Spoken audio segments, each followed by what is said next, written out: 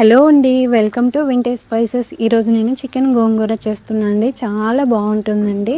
వీడియోని ఎక్కడ స్కిప్ చేయకుండా లాస్ట్ వరకు చూడండి. స్టెప్ బై స్టెప్ క్లియర్గా ఎక్స్ప్లెయిన్ చేస్తా. దీనికోసం అయితే అరకిలో చికెన్ తీసుకున్నా అండి, క్లీన్ చేసి పెట్టుకున్నా. అలాగే ఉడికించుకున్న గోంగూర అండి. ఇది ఎలా ఉడికించుకోవాలో వీడియోలో చూపిస్తానండి. పెద్ద సైజు ఆనియన్ ఒకటి తీసుకున్నా, అలాగే టొమాటో ఒకటి తీసుకున్నా అండి. వీటిని సన్నగా కట్ చేసి పెట్టుకున్నా. అలాగే కర్రీకి సరిపడా అల్లం వెల్లుల్లి పేస్టు, 2 లవంగాలు, 2 యాలకులు, చిన్న దాల్చిన చెక్క, ఒక స్టార్ ఫ్లవర్, ఒక బిర్యానీ ఆకు సరిపోతుందండి. 3 పచ్చిమిర్చి తీసుకున్నాను అండి, సన్నగా కట్ చేసి పెట్టుకున్నాను. ఇప్పుడు పాన్లో ఆయిల్ వేసుకొని కర్రీ కోసం ఆయిల్ అనేది కొంచెం ఎక్కువే పడుతుందండి. ఈ ఆయిల్ హీట్ ఎక్కిన తర్వాత స్పూన్ జీలకర్ర, ఎండుమిర్చి, స్పైసెస్ అనేవి వేసుకొని జస్ట్ ఫ్రై చేసుకుంటే సరిపోతుందండి. మరి ఎక్కువగా ఫ్రై చేయాల్సిన అవసరం లేదు.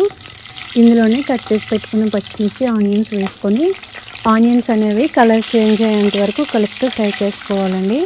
చూడండి, ఆనియన్స్ మంచిగా ఫ్రై అయ్యాయి కదా. ఇందులోనే 1.5 స్పూన్ వరకు అల్లం వెల్లుల్లి పేస్ట్ వేసుకొని పచ్చివాసన పోయేంత వరకు కలుపుతూ ఫ్రై చేసుకోవాలండి. మంచిగా ఫ్రై అయ్యింది కదా. ఇప్పుడు ఇందులో కట్ చేసి పెట్టుకుని టమాటా ముక్కలు అనేవి వేసుకోవాలి.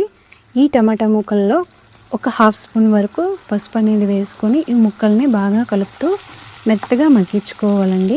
చూడండి, మంచిగా మగ్గుతున్నాయి కదా టమాటాస్ అనేవి. ఇప్పుడు ఇందులో క్లీన్ చేసి పెట్టుకున్న చికెన్ అనేది వేసుకొని ఒక 2 నిమిషాలు బాగా కలుపుతూ మీడియం ఫ్లేమ్లో మూత పెట్టకుండా చికెన్ అనేది వేయించుకోవాలండి. ఇలా చేస్తే ఇందులో ఉండే వాటర్ అనేది పైకి వస్తుందండి. ఈలోపు గోంగూర ఎలా ఉడికించుకోవాలో చూపిస్తానండి. వేరే ప్యాన్లో కొంచెం ఆయిల్ వేసుకొని క్లీన్ చేసి పెట్టుకున్న గోంగూర వేసి ఇందులో 2-3 పచ్చిమిర్చి చీలికలు వేసి మూత పెట్టి కూర అనేది మెత్తగా ఉడికించుకోవాలండి. ఇలా పచ్చిమిర్చి వేసుకుంటే ఇందులో ఉండే పచ్చివాసన పోతుందండి, అందుకే వేసుకుంటారండి. చూడండి, గోంగూర అనేది ఎంత మంచిగా ఉడికిందో తీసి పక్కన పెట్టేసుకుందామండి. ఈలోపు మనం చికెన్ అనేది వేయించుకుంటున్నాం కదా. వాటర్ అనేది చూడండి ఎంత మంచిగా పైకి వచ్చిందో.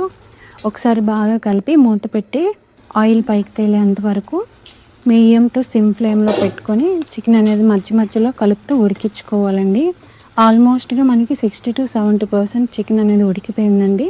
ఇప్పుడు ఇందులో టేస్ట్కి సరిపడా సాల్ట్, 1.5 స్పూన్ వరకు ధనియాల పొడి, 2 స్పూన్లు కారపొడి వేసుకోవాలండి. కారం అనేది కొంచెం ఎక్కువే పడుతుంది, ఎందుకంటే గోంగూర వేసుకుంటాం కదండి, అందుకే చూసుకొని వేసుకోండి. ఈ పొడులన్నీ కూడా చికెన్కి బాగా కలుపుతూ పట్టించుకోవాలండి. చూడండి, ఆయిల్ అనేది పైకి వచ్చేసింది కదా, అంటే మనకి కర్రీ అనేది మంచిగా ఉడికిపోయినట్లే అండి. ఎక్కువ వాటర్ అవసరం లేదండి, కొంచెం వేసుకుంటే సరిపోతుంది. గ్రేవీ కోసం మాత్రమే అండి. చికెన్ అయితే ఉడికిపోయిందండి, అవసరం లేదు. ఈ వాటర్ అనేది వేసుకొని ఒకసారి బాగా కలిపి మూత పెట్టి హై ఫ్లేమ్లో మధ్య మధ్యలో కలుపుతూ చికెన్ని ఉడికించుకోవాలండి. ఆయిల్ పైకి తేలేంత వరకు కూడా.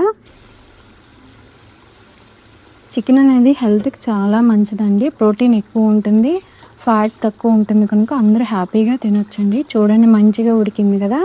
ఇప్పుడు ఇందులో గోంగూర అనేది వేసుకోవాలి. ఉడికించిన గోంగూర వేసుకొని మూత పెట్టి ఒకసారి బాగా కలిపి 2-3 నిమిషాలు మూత పెట్టి ఫ్లేమ్ అనేది లో ఫ్లేమ్లో పెట్టి గోంగూర బాగా పట్టించాలండి. అప్పుడే మనకి చికెన్ గోంగూర అనేది ఫ్లేవర్ మంచిగా కలుస్తుంది. టేస్ట్ కూడా చాలా బాగుంటుందండి. చూడండి ఎంత మంచిగా ఉడికిందో చికెన్ అనేది. ఆయిల్ పైకి తేలేంత వరకు ఉడికించుకున్నాం కదా. ఇప్పుడు ఇందులో కొంచెం కొత్తిమీర వేసుకొని ఒకసారి కలిపి దింపేయాలండి. అంతే అండి, ఎంతో టేస్టీ అయిన చికెన్ గోంగూర రెడీ అండి. చాలా అంటే చాలా బాగుంటుంది. ఒకసారి మీరు కూడా ట్రై చేయండి. వేడివేడి అన్నంలో కానీ బిర్యానీలో కానీ ఎంత బాగుంటుందో ఒకసారి ట్రై చేసి మీకు ఎలా వచ్చిందనేది కామెంట్ సెక్షన్లో కామెంట్ చేయండి. అలాగే వీడియో నచ్చితే లైక్ చేయండి, షేర్ చేయండి. ఇలాంటి మరిన్ని రెసిపీస్ కోసం మన ఛానల్ని సబ్స్క్రైబ్ చేయడం మర్చిపోకండి. Thank you.